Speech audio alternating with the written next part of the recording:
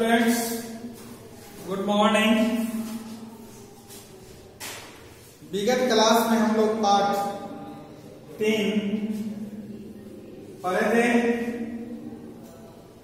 आज हम लोग पाठ 4 कविता नर को न निराश करो मन को पढ़ेंगे। इसके रचयिता श्री मैथिली शरण गुप्त हैं। उन्होंने अंग्रेजी, मराठी, बांग्ला और हिंदी साहित्य में अनेक रचनाएं की हैं। उन रचनाओं में एक यह भी कविता है, इसे हम लोग आज पढ़ने जा रहे हैं। यह कविता जो है मनुष्य के जीवन पर आधारित है। अब देखेंगे हम लोग किस तरह से मनुष्य का जीवन अनमोल है और इस संसार में अगर हम जन्म लिए हैं तो हमारा जीवन कैसे सार्थक होगा, व्यर्थ नहीं होगा। इसी से संबंधित बात इस कविता में जो है कही गई है। कवि अपने मुखावृत्ति से, अपनी लेखनी से हम मनुष्यों को जो है कभी भी निराश होने की बात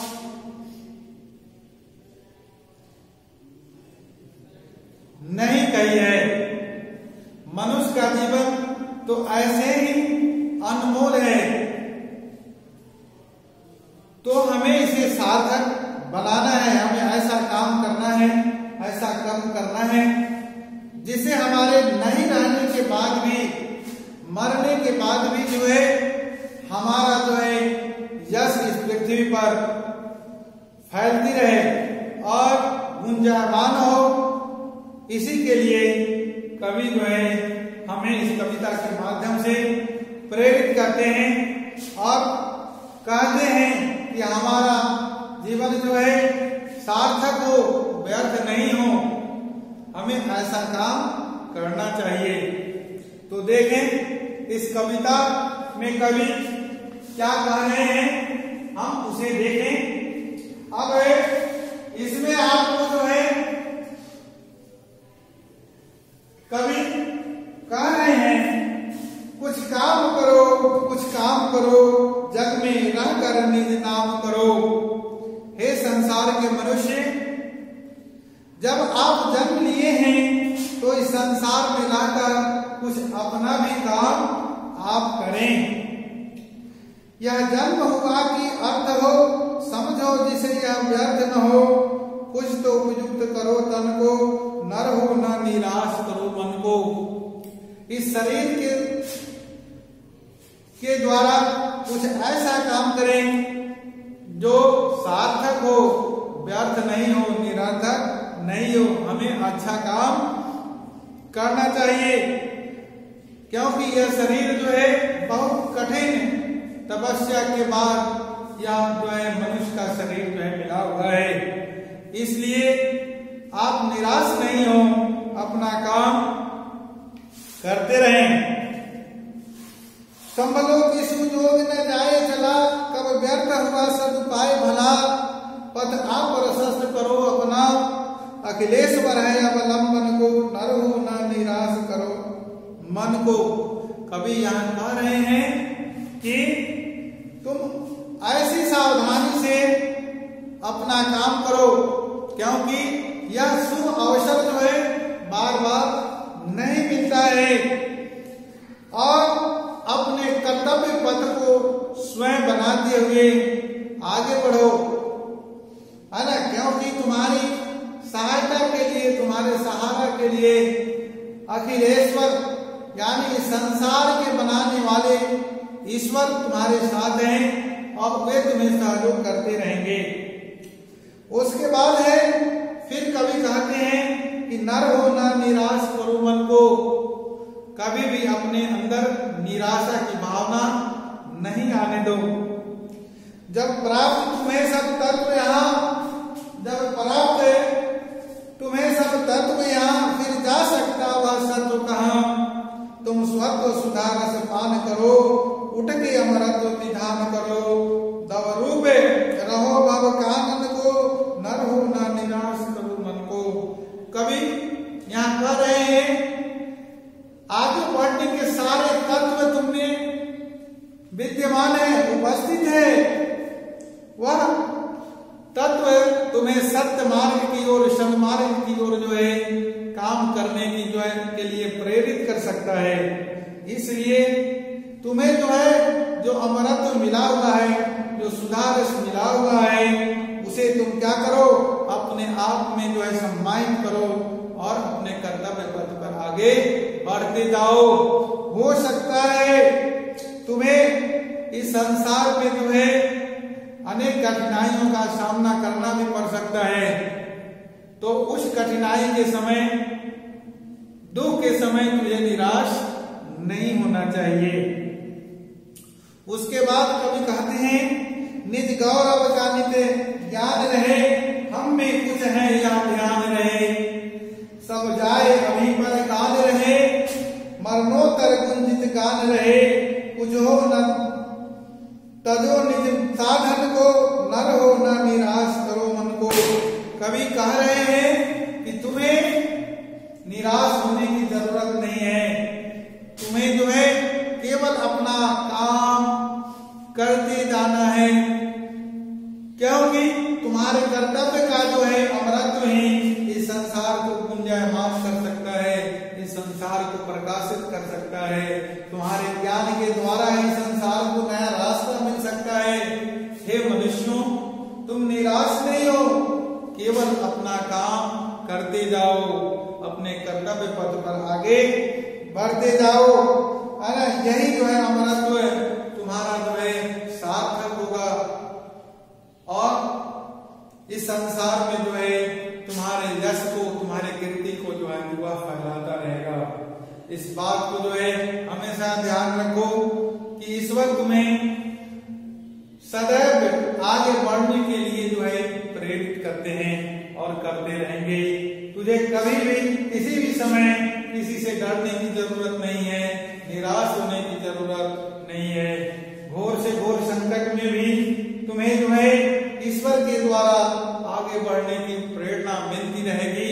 इसलिए हे मनुष्य, तुम अपने मन को कभी भी निराश मत करो। तो इस तरह से ये कविता न होकर निराश करो मन को हुआ।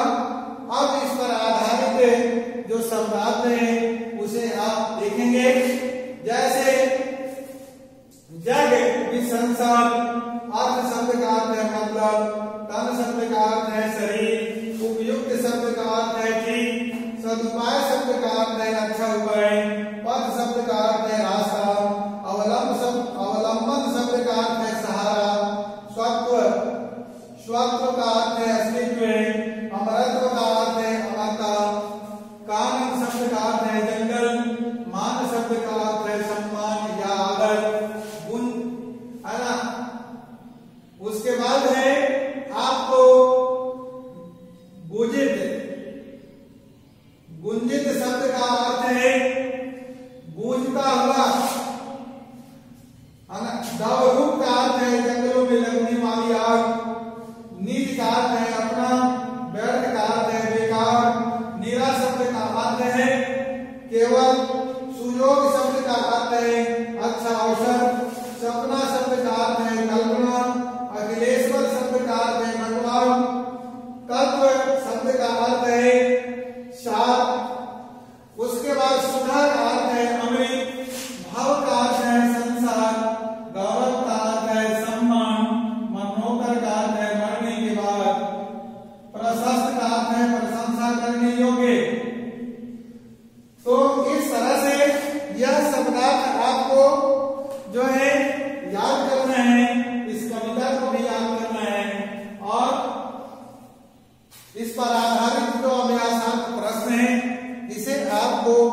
बनाना है।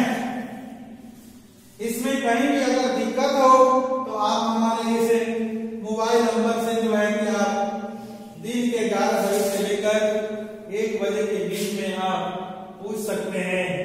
तो आप इस कविता को याद करेंगे और स्वस्वर पाठ घर पर करते रहेंगे। साथ ही साथ इसके शब्दार्थ को भी आप याद करेंगे। इस पर आधारित जो अभ्यासार्थ प्रश्न है उसे हम जो है फिर आपको बता रहे हैं, उसे आप ध्यान से देखेंगे। पहला प्रश्न है इसमें, इस कविता में कवि क्या प्रेरणा देना चाह रहा है। इस कविता में कवि हमें निराश नहीं होने की प्रेरणा दे रहे हैं। कवि किस बात को समझने की बात कहता है। कवि हम मनुष्य हैं इस बात को समझने की बात कहता है। कवि इस जग के बारे में क्या कहता है।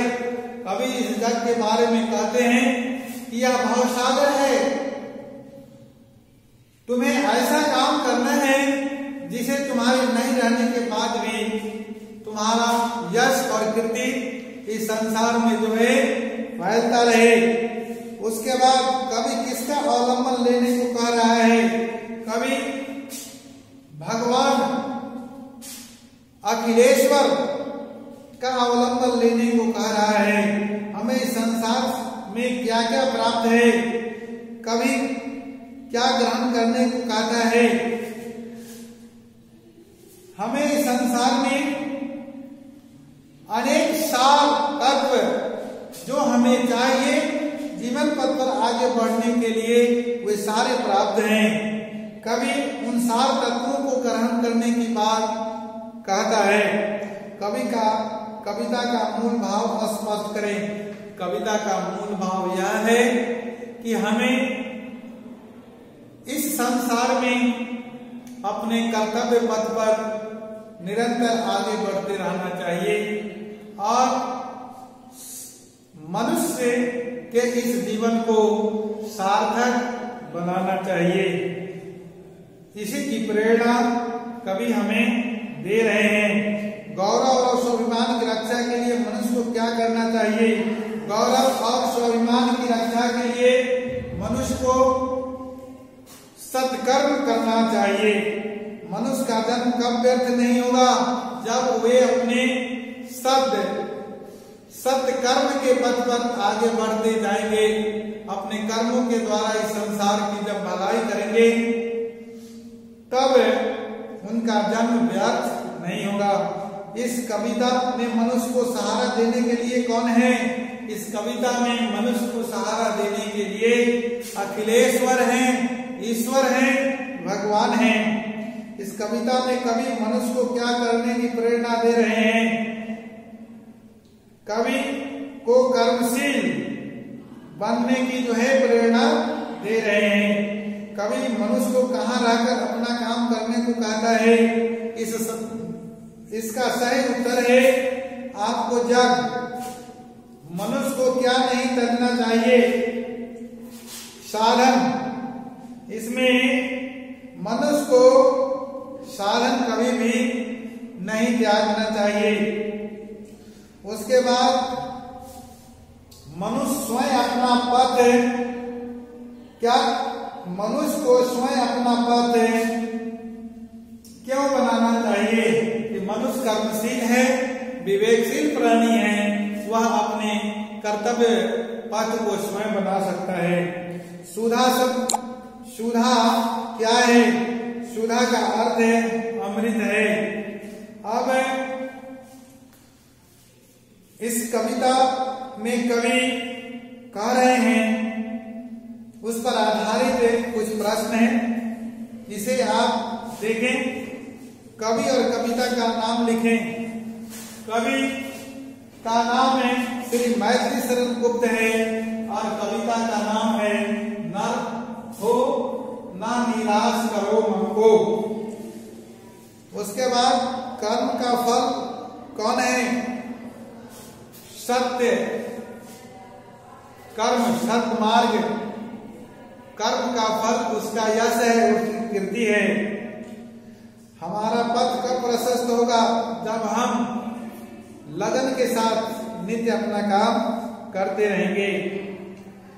अब उसके बाद है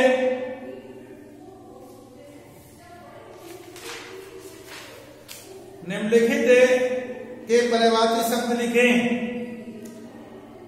ईश्वर है, भगवान परमात्मा, पथ रास्ता, मार्ग, जग, संसार, विश्व, सुधा का पर्यायवाची है अमृत, पीयूष। नर का पर्यायवाची होगा मनुष्य, मानव। उसके बाद है विलोम शब्द लिखें। सुधा का विलोम शब्द होगा गरल, जन्म का विलोम शब्द होगा मरण, ज्ञान का विलोम शब्द होगा अज्ञान, सदुपाय का विलोम शब्द होगा दुरुपाय, नर का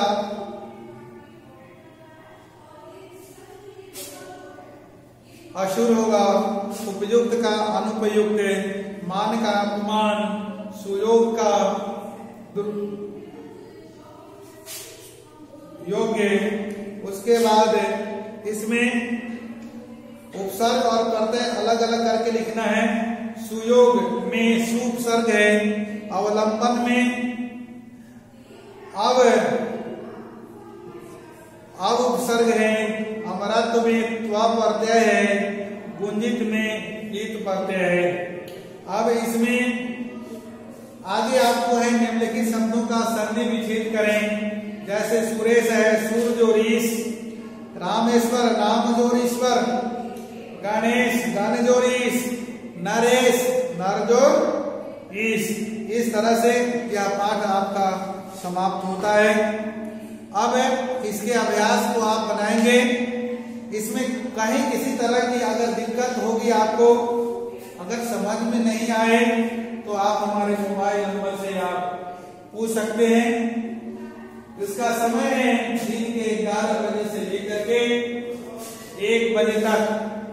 आप किसी भी तरह का अगर कोई दिक्कत है इस कविता में, इससे संबंधित कोई अगर प्रश्न है जो आपको नहीं आता है, आप जो है पूछ सकते हैं। आप घर पर रहें, सुरक्षित रहें और ऑनलाइन अध्ययन करते रहें। इन्हीं शुभकामनाओं के साथ जय हिंद।